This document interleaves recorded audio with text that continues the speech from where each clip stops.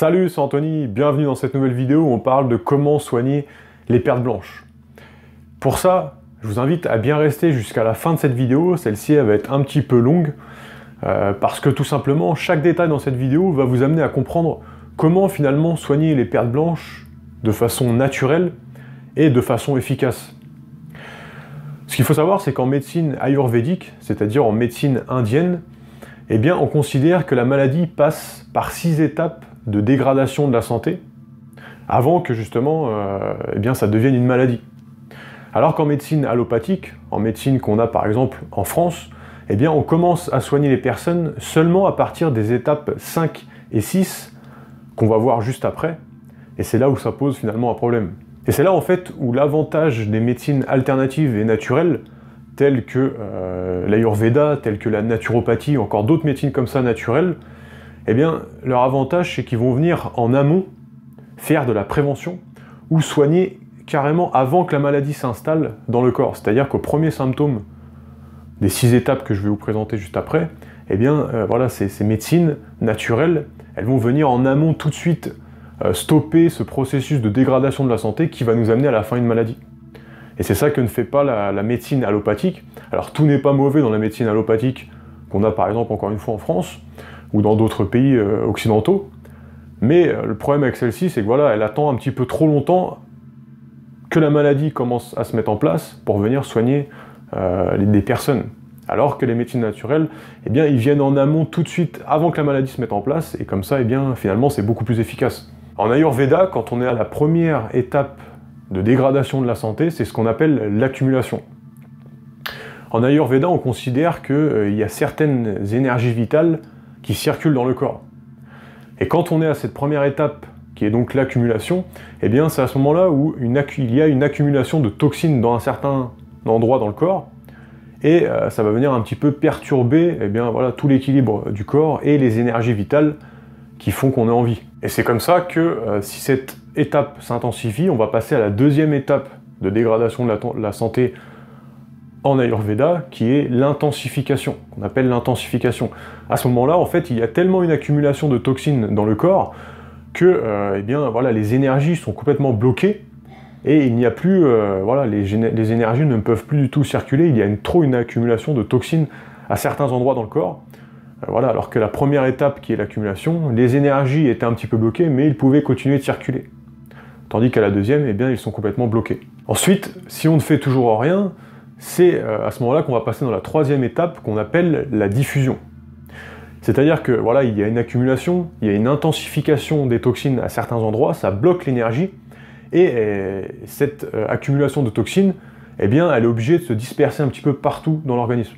C'est comme si, imaginons qu'on ait un bouchon par exemple sur l'autoroute, on est en train de rouler, voilà, on est dans un bouchon, eh bien, voilà, c'est bloqué, la route est bloquée.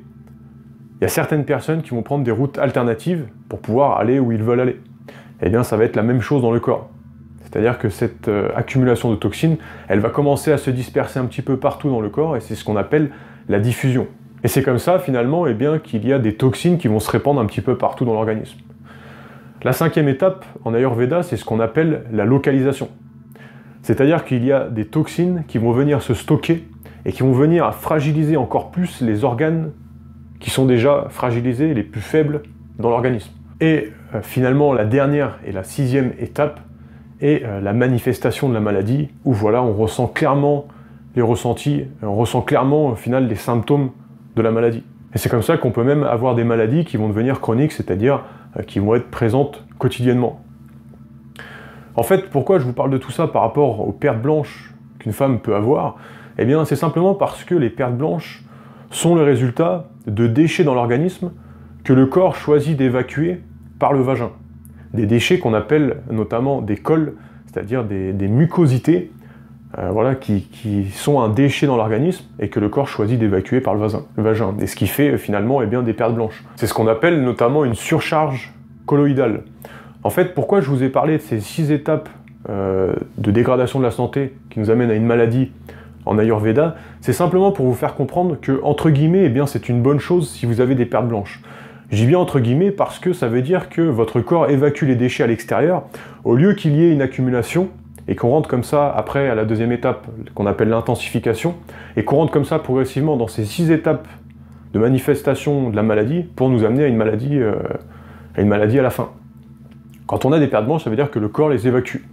Bien sûr, c'est pas pour ça qu'il ne faut pas s'inquiéter, mais au contraire, grâce à des médecines naturelles qui vont être efficaces, eh bien, on va essayer de comprendre comment ces déchets arrivent dans notre organisme, de façon en amont, eh bien, à les éviter, pour à la fin, eh bien, éviter absolument les pertes blanches. Parce que là, malgré que le corps puisse les évacuer par le vagin, qu'il puisse même les évacuer, voilà, quand on va se moucher, par les selles aussi et par d'autres endroits dans le corps, ce n'est pas pour ça qu'au bout d'un moment, il n'aura plus la capacité de faire face à certaines toxines, si celles-ci eh bien, sont trop nombreuses, si la quantité de déchets est trop nombreuse et trop importante comparée aux capacités que l'a l'organisme.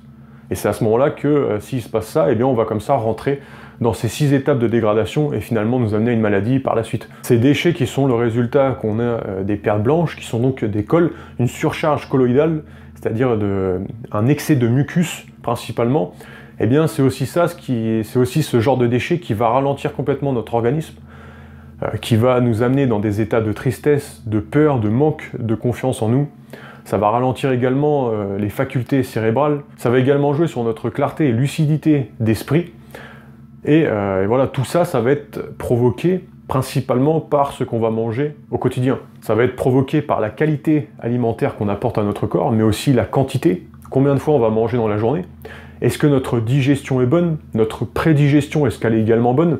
Et comme ça, eh bien, ça va être différents facteurs qui vont venir influencer, voilà, si on va avoir des déchets ou pas dans le corps. En médecine ayurvédique, cela va encore plus loin, puisqu'on considère que, eh bien, même qu'on soit tous pareils, entre guillemets, physiquement, eh bien, on a différentes constitutions, et suivant ces différentes constitutions, eh bien, on a ce qu'on appelle des doshas prédominants, c'est-à-dire les doshas, ça va être le dosha Vata, Pitta ou Kapha, donc ce sont des mots ayurvédiques pour définir certaines énergies dans le corps qui vont plus ou moins nous différencier. Et suivant ces énergies prédominantes, eh bien on va avoir certains aliments qui vont être adaptés à notre constitution ou pas.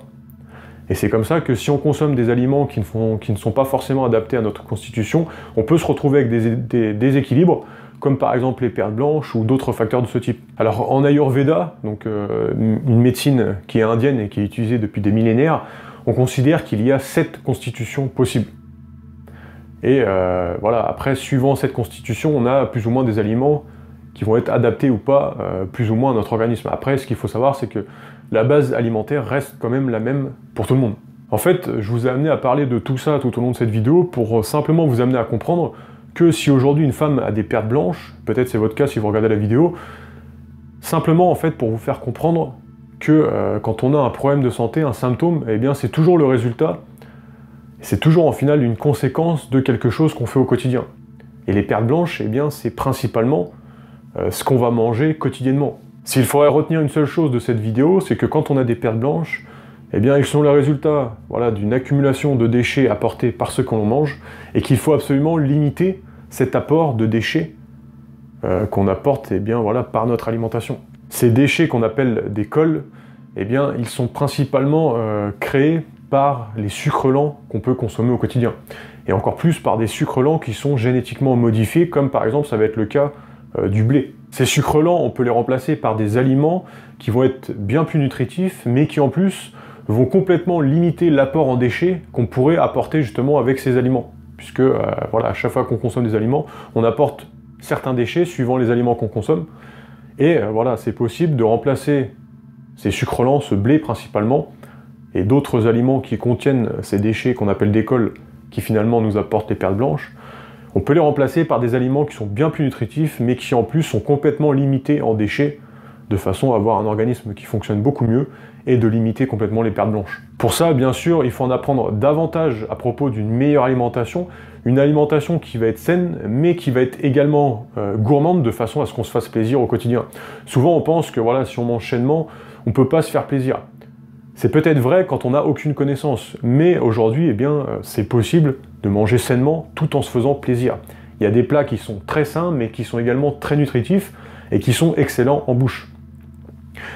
Cette alimentation, elle va nous permettre également de perdre du poids si on cherche à perdre du poids, également d'augmenter notre niveau d'énergie si on se sent fatigué au quotidien, de limiter, voire d'éliminer tous les problèmes de santé qu'on peut avoir, puisque la plupart des problèmes de santé aujourd'hui sont causés principalement par notre alimentation, puisque celle-ci est presque dans la totalité pas du tout adaptée à notre système digestif et à notre organisme, ce qui crée par la suite des problèmes de santé.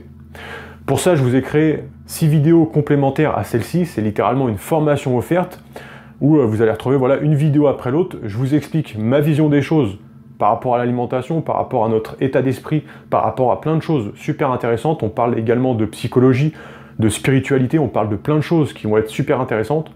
Je vous invite à vous inscrire à cette formation offerte, vous avez le premier lien dans la description, vous entrez votre email et une vidéo après l'autre, un jour après l'autre, je vous envoie une vidéo pour pouvoir tout simplement vous aider à déjà y voir plus clair, pour pouvoir déjà y voir plus clair à propos d'une meilleure alimentation, mais également y voir plus clair pour instaurer une alimentation qui est saine, mais qui est également gourmande de façon à ce qu'on se fasse plaisir.